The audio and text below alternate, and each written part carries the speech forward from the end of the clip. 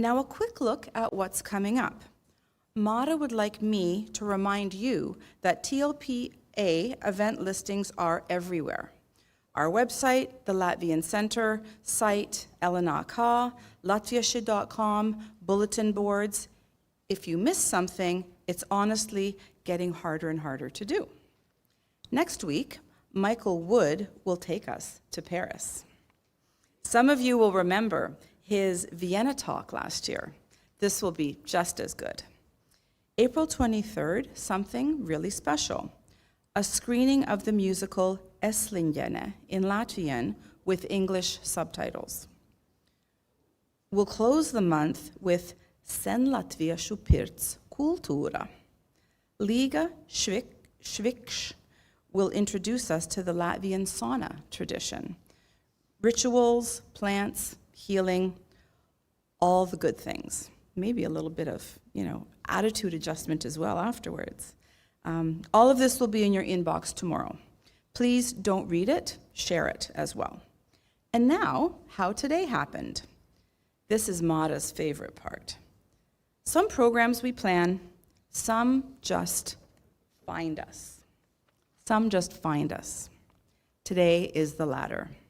A TLPA member attended a 4-week course called Navigating Illness from in the dark to in the know, and thought, we need this at TLPA. And that's how Anita Laipnieks ended up here today. If you have ideas, please keep them coming. We're already thinking about September and beyond. And with that, I'll turn things over to Andres. Enjoy the program.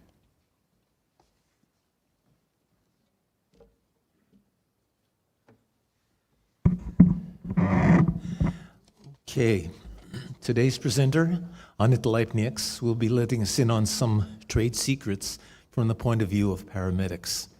She certainly does know from frontline experience what she will be talking about, so pay attention. An honors BSc in health science from Western University, followed by an honors postgraduate certificate project management in international development from Humber College, have punctuated her impressive career that includes primary care paramedic 2006 to 2022, advanced care paramedic since 2022, rapid response team lead, disaster and humanitarian relief as part of Global Medic, a David McAntony Gibson Foundation item. She also attended workshops and volunteered with Engineers Without Borders, focusing on poverty alleviation, and a workshop on Youth Council, focusing on development and peace and Syrian crisis education and advocacy work. She was also program officer at the Canadian Physicians for Aid and Relief in the Greater Toronto Area. In 2018, Anita spent 7 months as a United Nations volunteer in Guayavera, Colombia, where she developed a deep understanding of the local health and emergency care system. There, she interacted with local medical officers and hospitals in the holistic care of medical emergencies and evacuations. And in 2019, yes, she's not that old. She was awarded the CPER Annual Quality of Care Award in Hamilton. And in 2019, she was awarded the Sovereign's Medal for Volunteers by the Governor General of Canada, where it was noted, and I quote, "Over the past decade, Anita Laipnieks has used her skills as a paramedic to provide humanitarian aid in response to crises around the world. Through her involvement with Global Medic and Medics HELP, she has traveled to the Philippines, to Ukraine, to Kenya, and to Haiti, where her volunteer work as a coordinator, trainer, and medic has helped save lives." So please welcome Anita Laipnieks.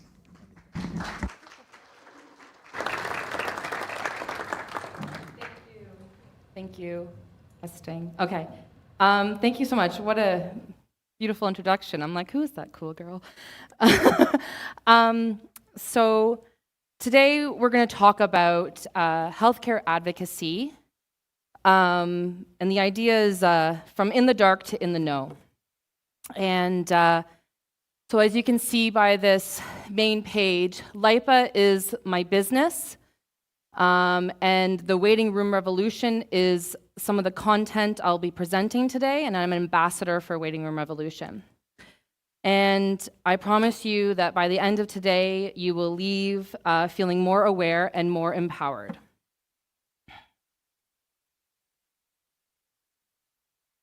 Okay, so I want to briefly share how I came to this work.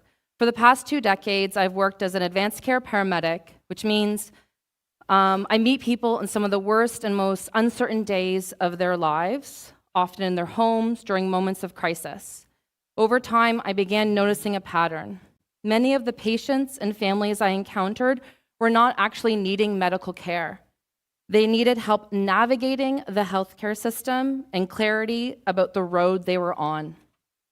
Many caregivers were already in a highly activated state, burned out, overwhelmed, and unsure of what to do next. Just going to do a little check. How does this sound? Okay, thank you. So these situations, these crises I would go into as a medic, these were good people doing their best, but they didn't have a map.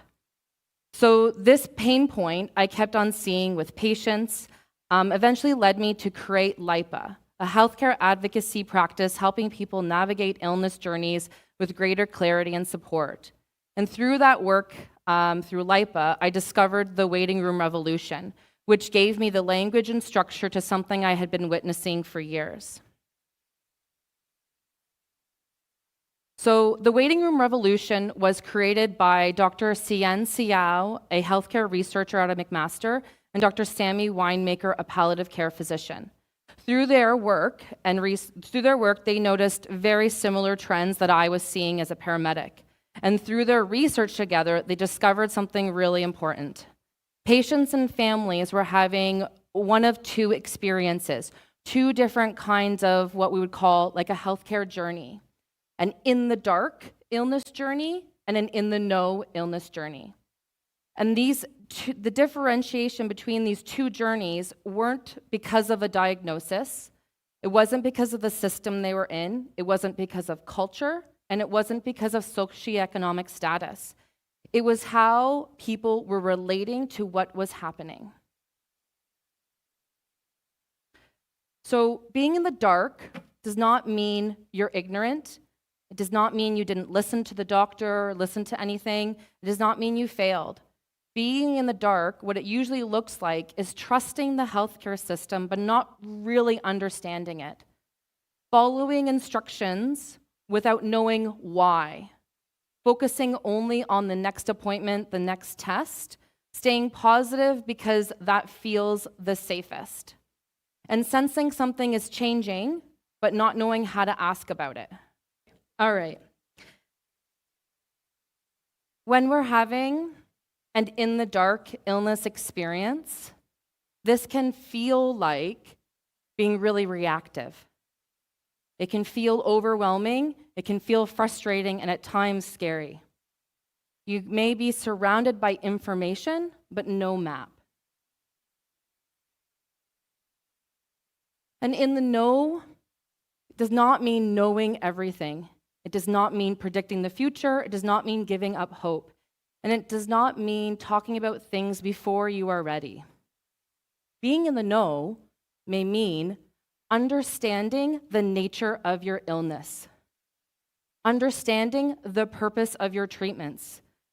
So one thing is we go to the doctor's office or we go to the hospital and we can get tests that are diagnostic tools. Or you might be going to the hospital to get a treatment to mitigate your symptoms.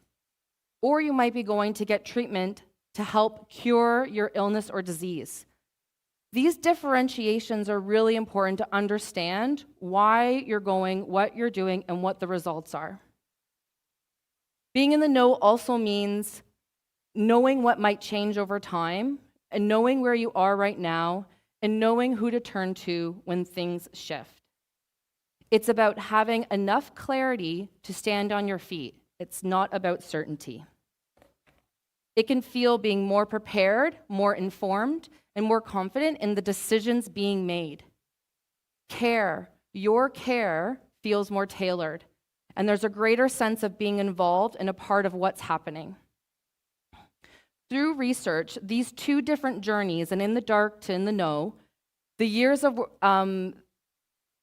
working with patients and families, 7 principles or practices were identified, and we call them the 7 keys. And that's what we're going to explore today. Today is not about more medical information. It's about giving you a way to navigate whatever may come. So these are the 7 keys: walking 2 roads, zooming out, customizing your order, anticipating ripple effects, connecting the dots, and invite yourself. In the package on your table, the very last page is a summary of the 7 keys, and I believe they've also been emailed out to everybody. So you guys can review that. It's beautiful, beautiful work. These are not just medical skills, these are human navigation skills. So whether you're navigating an illness journey, a health crisis, or navigating a family dynamic, or navigating a personal issue, these tools can be really helpful in just navigating life. So key 1, walking 2 roads. We can hope for the best and at the same time prepare for what might not go as planned. The assumption is that most of us have been taught we have to choose one or the other. What if we stay positive, we should avoid hard conversations, kind of like that idea of toxic positivity. And if we start planning for the what ifs, it somehow means we're giving up the fight. So there's this discourse out there, like we're fighting cancer, we're fighting this illness. And I invite you to let that language go. Because if someone loses their fight, think of what that means. It means like they didn't do enough. And I invite that discourse to just kind of like be a discourse of the past. People are not losing their fight to an illness.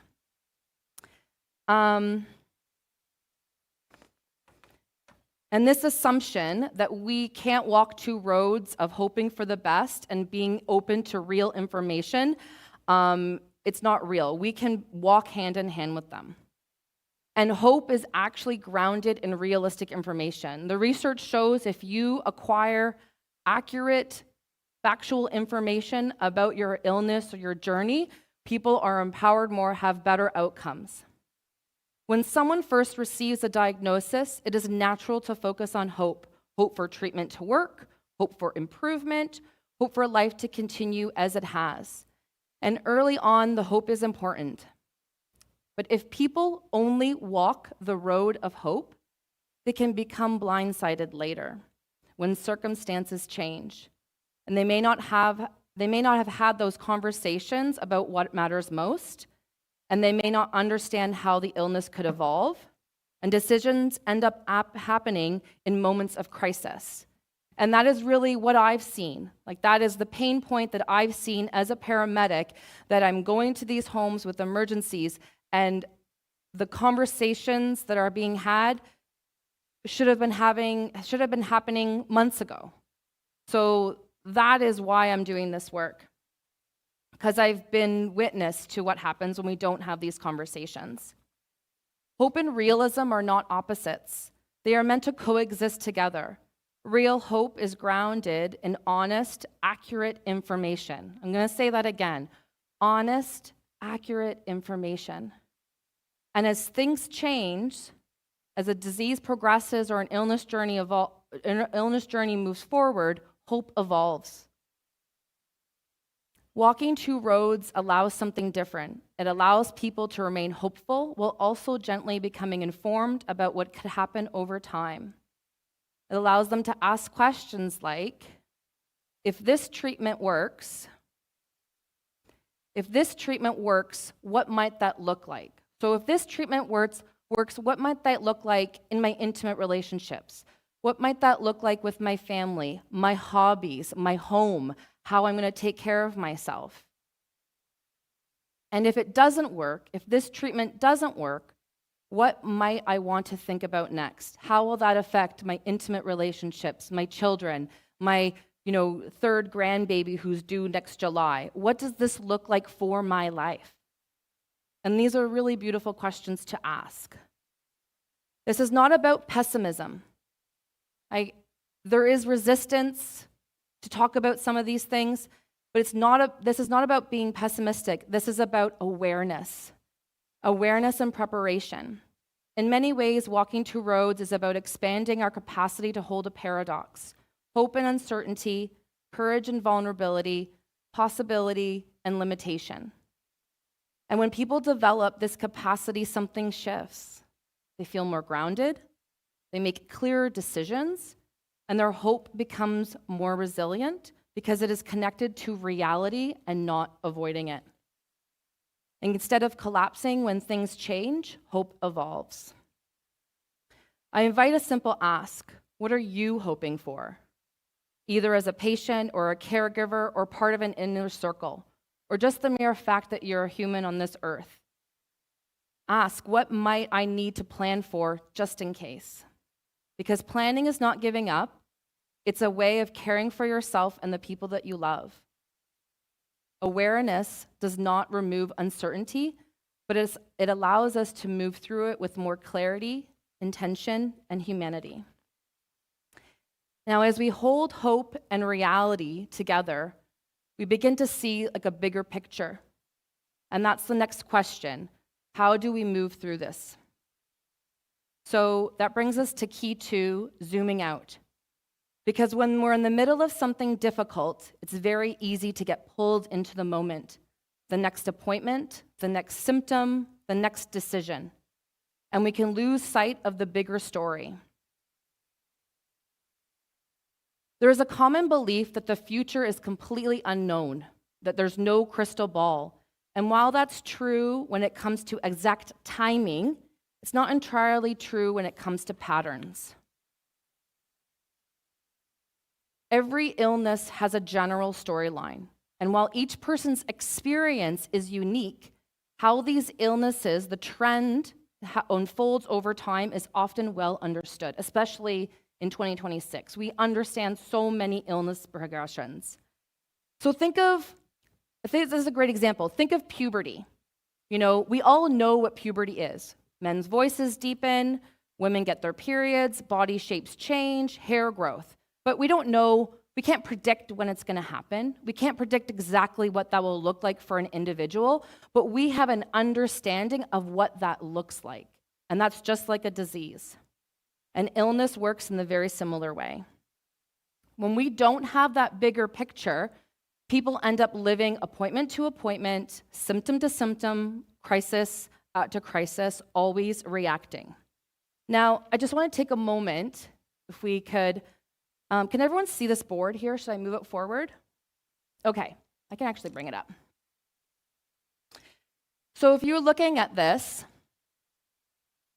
if we look at a sudden death, so a car accident or a trauma, this is like life, and then you have a sudden death, and this bottom line here would be death, right? Then you have a steady decline, number 2. You kind of go across the top, and then you have this steady decline. That might look like cancer.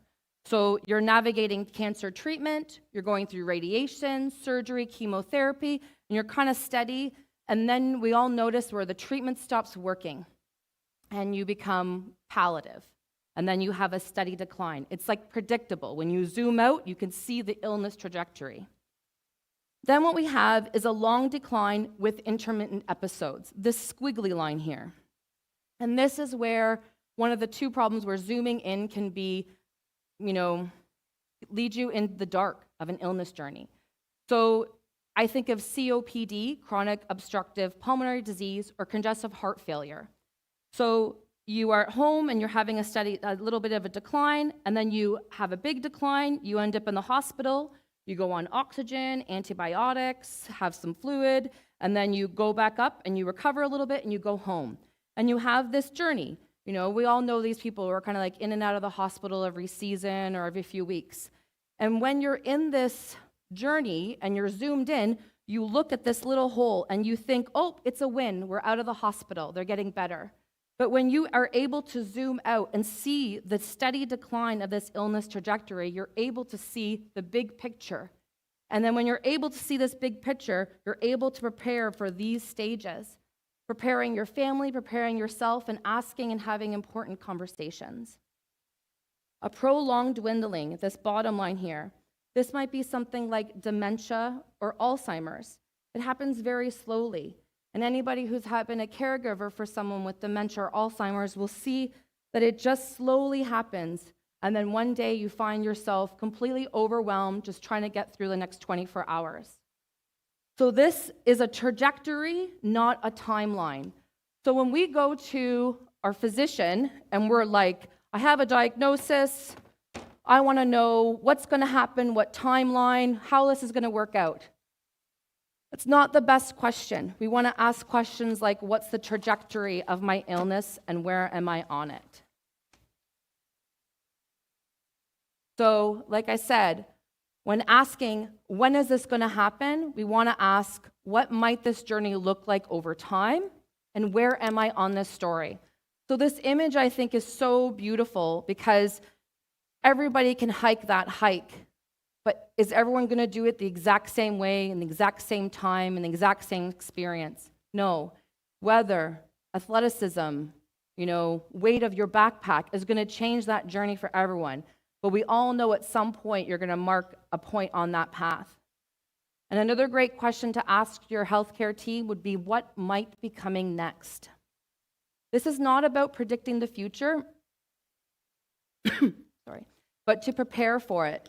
Because when people understand the bigger picture, they can make decisions earlier, they can have important conversations sooner and not in crisis, and live more intentionally along the way.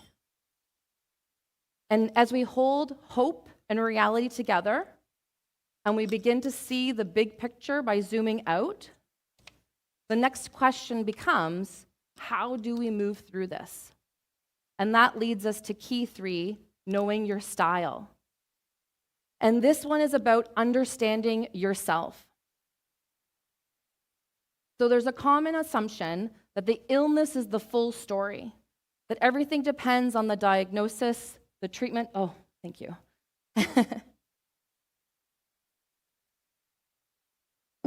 Delicious. That everything depends on the diagnosis, the treatment, and what happens medically. But what we see over and over again is that how people move through an illness is just as important as the illness itself. So each of us has a way of responding to stress. Some people want all the information, like myself. Some people avoid it. Some people plan ahead, like myself. And others take things day to day, in the moment. Some ask a lot of questions, and others stay quiet. None of these are wrong. They all have their strengths and their limitations. But when illness and caregiving happens, these patterns do not go away. In fact, they become amplified. And this is where awareness becomes powerful, because a sense of control doesn't come from controlling your illness. It comes from understanding how you walk the journey. When we don't understand or are unaware of our style or the style of our inner circle and the people around us, it leads to misunderstandings, expectations not being met, conflict, and unnecessary suffering. But when we do understand it, communication improves, expectations become more realistic, and support can be better matched to what people actually need. So the question becomes, when you're under stress, do you tend to lean in or pull back? And how do the people in your inner circle respond to stress? So, for example, when I was taking care of my mother, I'm very organized. I have a planner. It's got lots of colors on it, and it's beautiful. And I would organize all the different healthcare providers, all the appointments. My younger brother is, we all know those people, they're a little time blind. So I'm never going to give him a task or set him up to be taking my mom to a doctor's appointment, because that's not his zone of genius. It's not who he is. So that would be really, really stressful for him. But I will tell you, he's hilarious. And when he came to the hospital, we would just be in stitches for hours. So knowing your inner circle's strengths, put them in a place where they will thrive and where they will really blossom and show you what they're made of. So as we hold hope and reality together, and we begin to see the bigger picture, and we now understand how we walk this journey, the next question becomes, what matters most to us on this journey? And that leads us to key 4, customizing your order. And this one is kind of simple, but really important, and it has a lot of depth to it. What matters most to you? Healthcare system is very, very good at treating the disease. It is not always good at treating the person living with it. Most of us are taught to follow the plan, trust the experts, and go with the flow. And often that works. But there are moments in illness where the standard plan and who you are don't fully align. And this is where people can start to feel like a number, like their identity is shrinking, like you're just another patient on that conveyor belt. We've all been to the emergency room, and you're just like another number at the deli counter going through the motions. And this is where people can feel, like a number. Like care is happening to them and not with them. So there's a common belief that the doctor knows best. And many people will ask their doctor, what would you do, doctor, in my situation? And while doctors bring medical expertise, you are the expert on your life. Say that again. You are the expert in your life. Doctors know the medicine, but they don't know what makes life meaningful for you, what trade-offs you're willing to make, or what matters most. And that expertise only lives in you. So customizing your order is not about rejecting care. It's about making sure your care reflects who you are. Because there is no one right path. What feels right for one person may not feel right for another person. So what matters most to me? What matters most to you? And in your handouts, you're going to get a sheet of values. I have a couple more up here if you're interested. And it sounds like almost, it can feel like a juvenile exercise. What are my values? But honestly, it's incredibly valuable, because what I suggest you to do is go home with your fam jam and highlight the values that speak to you. And then if you can, narrow it down to about 3 or 5. And then ask yourself these questions. How do these values show up in my life? How do they show up in the relationships in my life? When I'm struggling or I'm feeling a lot of contrast or some challenges, where are these values not showing up or showing up in my life? And it is a lot easier to say, I value dignity. So when my substitute decision maker is making decisions for me, I value dignity, I value nature, I value self-expression. It's a lot easier for decisions to be made when there's like a thick, juicy value there. But when we say, I don't want long-term care, I don't want a medical alert, I don't want to be intubated, I don't want this. Those are very specific nuances, very specific things we don't want, but there's so much lost in context. So for example, if you say, I don't want a ventilator, if you have ALS, you can be on a ventilator for 2 years and have full cognitive capacity and live a life. Or maybe you have an infection, a systemic infection, and you could go on a ventilator for 2 weeks, and then they could take you off of it, and you could go back to almost normal. So there's all these nuances that happen in your healthcare journey that it's not enough just to say, I don't want this. What do you want? What do you value? And that can be incredibly helpful in understanding family dynamics, inner circle meetings, and things like that. And when you discover your values from the little sheet I gave you, you can share that with people that you're caring for or that are people who are caring for you.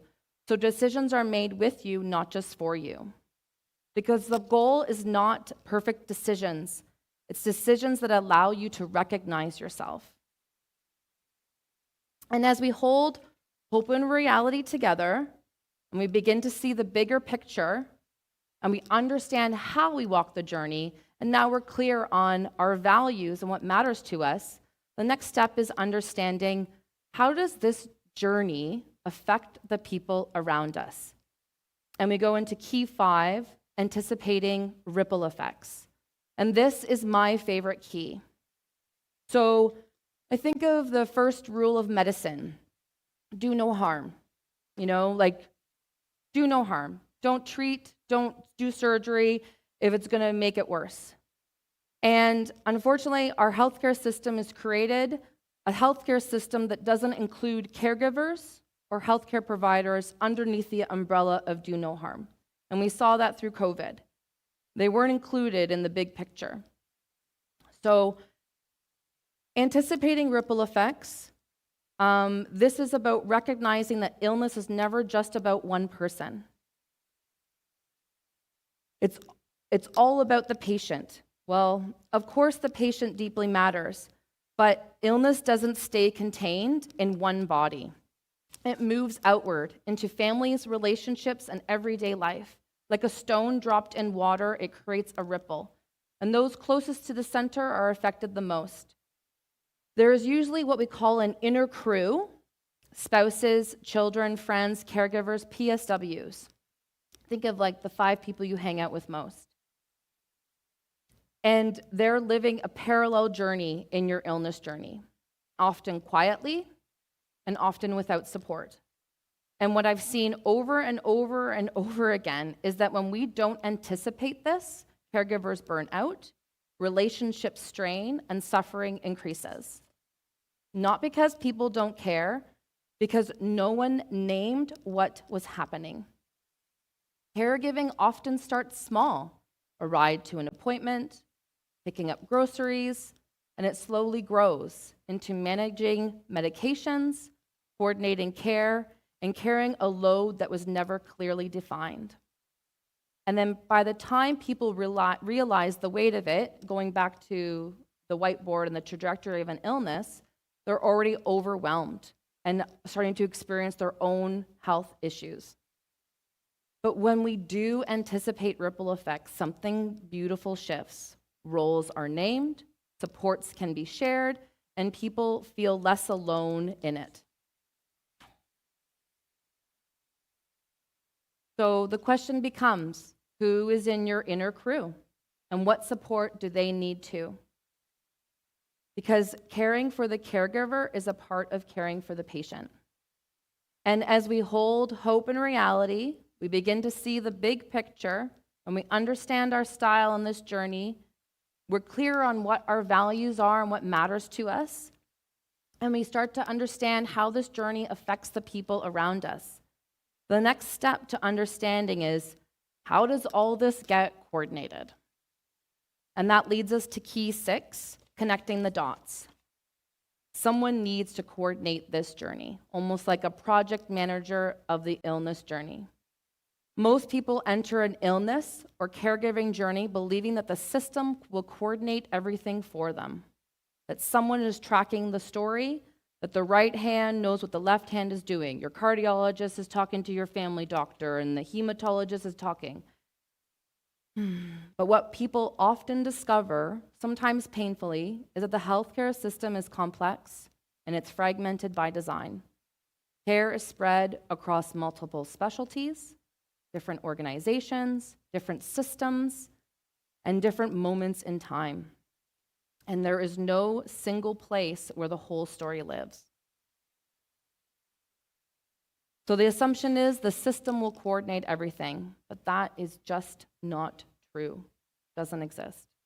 And when we believe that, we don't ask questions, we don't double-check information, and we often don't realize there are gaps until a crisis happens. And when something falls through the cracks, people often think, I should have known. I missed something. I failed. I didn't listen enough in that appointment. I should have done this. I should have done that. And all this shame and guilt, takes over. But this is not a personal failure. This is an expectation mismatch. The reality is someone needs to take the role of manager, or what we sometimes call the quarterback.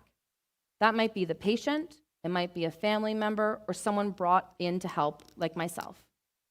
One simple step you can take to create a personal health record. So there's a couple different steps, and a lot of this information is in these books. I'll talk about it later. But in your handout, I also created a general cheat sheet of how to record your health information. So it kind of looks like this and has like 2 charts. I have more if anyone wants one, because this is actually really important. Does anyone want one? I can hand it out right now. Okay. So on here, I have 3 points. It says, identify your healthcare provider. So it has the healthcare provider. Example, Dr. Sullivan, cardiologist. What's the contact information, phone number and email? And then the next bullet is their role and what you contact them for. So this is a heart doctor, manages my blood pressure and my atrial fibrillation. We just need to kind of understand what's going on. Number 2, medical history. What's your medical history?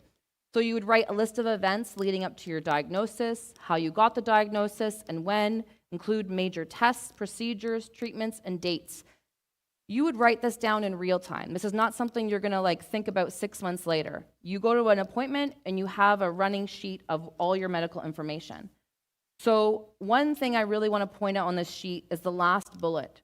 It says, follow up needed. Because you had on the sheet it says, the second last bullet, February 3rd, a stress test. Results to be determined. So you need to make a note for yourself to say, well, what was the result of that stress test? No news does not mean good news. It just means you don't have any news yet.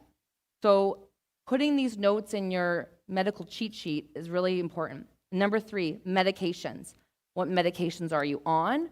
What is it for? And who prescribed it? Was it your family doctor? Was it a cardiologist or the ER doctor?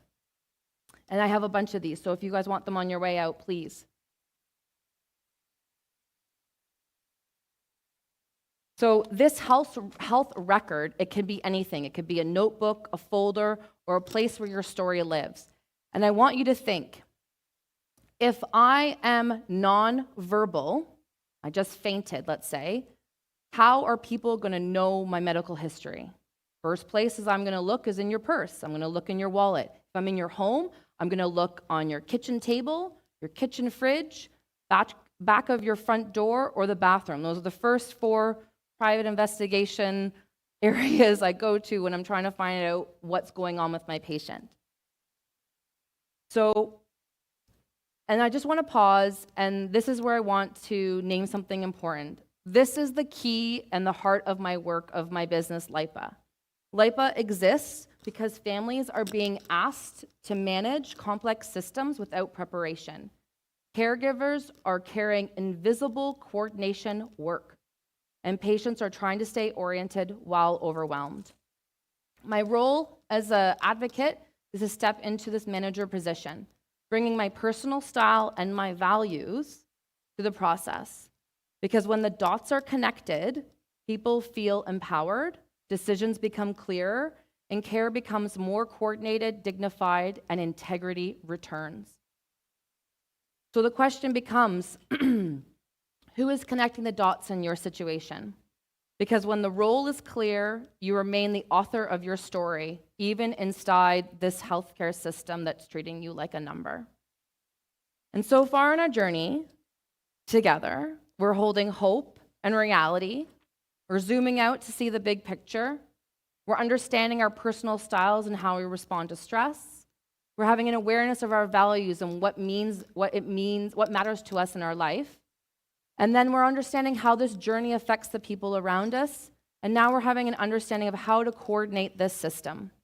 And the final step in understanding is how to use your voice within this journey. And it leads us to key 7, inviting yourself. Most people believe that if something important needs to be known, someone will tell them. That doctors will explain what matters when it matters. And that silence means things are stable. That assumption makes sense, and it's one of the most common reasons people end up confused, unprepared, and overwhelmed. Inviting yourself is about recognizing a quiet truth. If you do not step into the conversation, no one else may.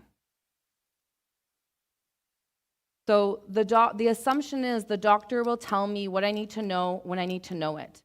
So people wait. But the reality is doctors are often waiting for you, not because they don't care, but because they are trained to treat and they don't want to take hope away. And many are waiting for you to open the door to the harder conversations.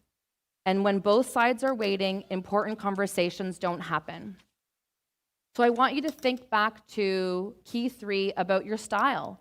Some people want a lot of information and some people don't. Imagine being a physician having to suss that out every person that comes through their office. So invite yourself to this conversation. Tell your physician, listen, I want it straight. I want to know what this looks like, what's going to happen. I want to be best prepared. I want the information. And allow yourself to be surprised what the answer may be. Inviting yourself does not mean being aggressive or raising your voice. It means stepping forward, asking questions, and sharing what you're noticing, and speaking up about what matters to you. It means moving from the back seat to the front seat. This is a two-way communication, asking questions and offering information. We are not there to passively receive care. We are here to co-create it. Be bold and be brave. So, what is one question you've been hesitant to ask? And that leads us to the 7 keys. It's not about doing them all perfectly. It's about slowly making shifts towards the light of awareness. An illness is not just medical. It's a human, relational, and emotional experience. And you don't have to navigate it alone. My work is to simply walk alongside people and helping them move from confusion to clarity, from crisis to steadiness. Because advocacy is not just something we do. It can be a way of being present with ourselves and with others during difficult transitions. These moments can feel overwhelming, filled with information, decisions, and unfamiliar language. And it's very easy to feel in the dark and disoriented. But even in these moments, there can still be a sense of direction, awareness, and clarity in times of uncertainty. And this is the journey from being in the dark to being more in the know. I thank you, everybody. Are there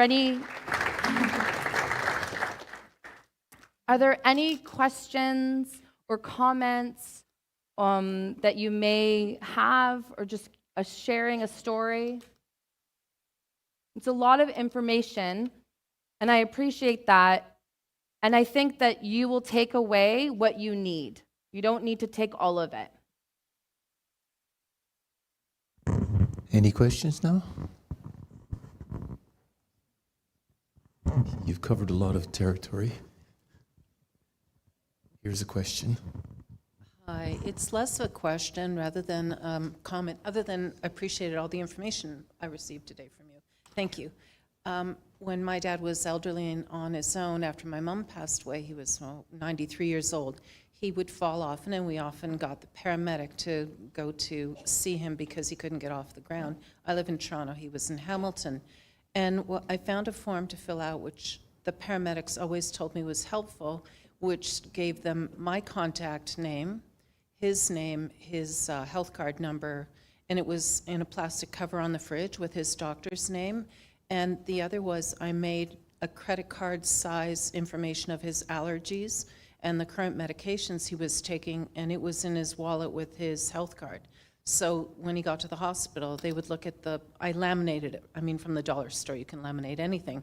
And they found that helpful, and he did, because he wasn't able to answer any of their questions, one being Latvian, but hard of hearing, and he was confused whenever he ended up there. So I thought those 2 things were very helpful. I'm not sure other people have thought about. Yeah, absolutely. I love that. It's so special. And any of you can make that.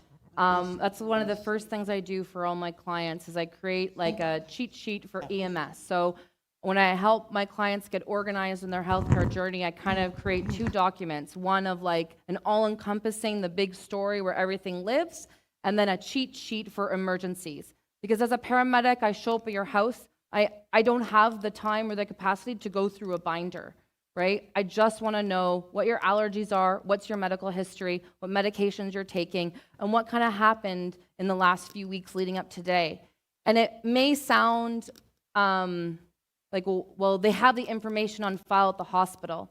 The thing is, though, we went to school and we do training to give medications, to do run arrests, and there's a lot of drugs that we can give to help people and patients, but if we don't have the full picture of their healthcare journey, erring on the side of caution is sometimes better than risking a contraindication for a drug, right?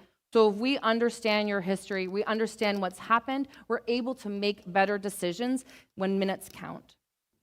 Zoomers, awesome. Okay, the question is, have we as a society gotten better or worse at managing the healthcare system?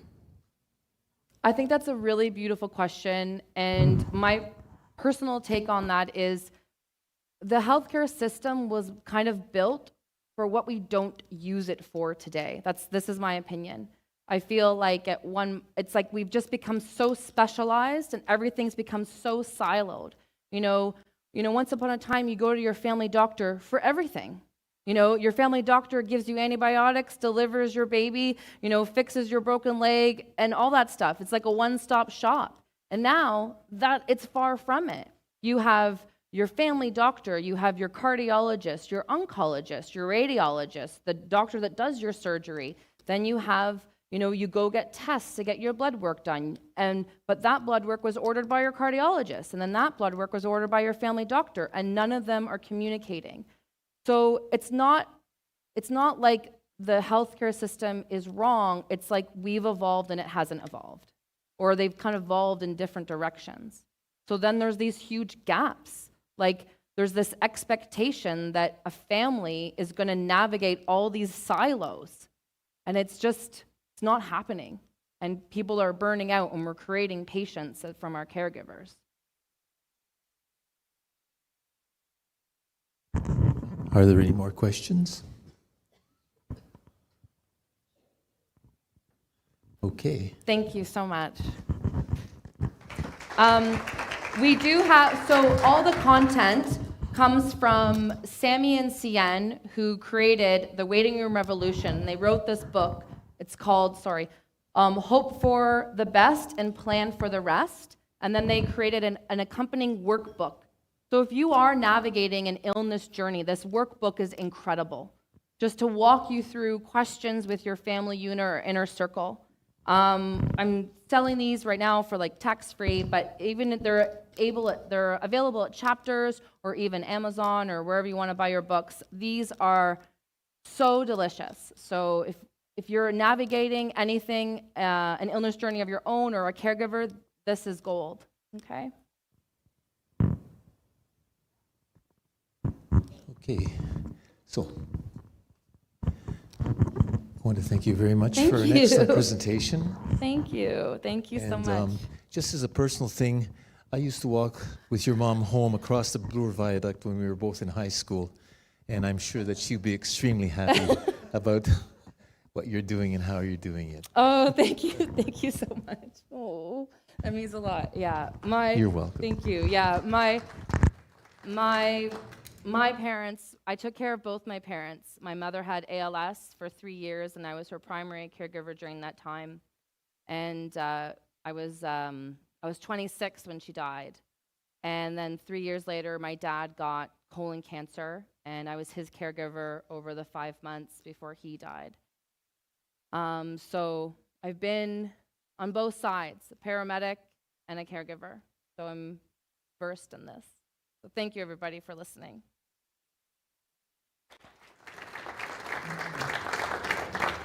And don't forget to come up here to the front table and just look at all the information that's available, and you can take some or you can just look at it and then think about it.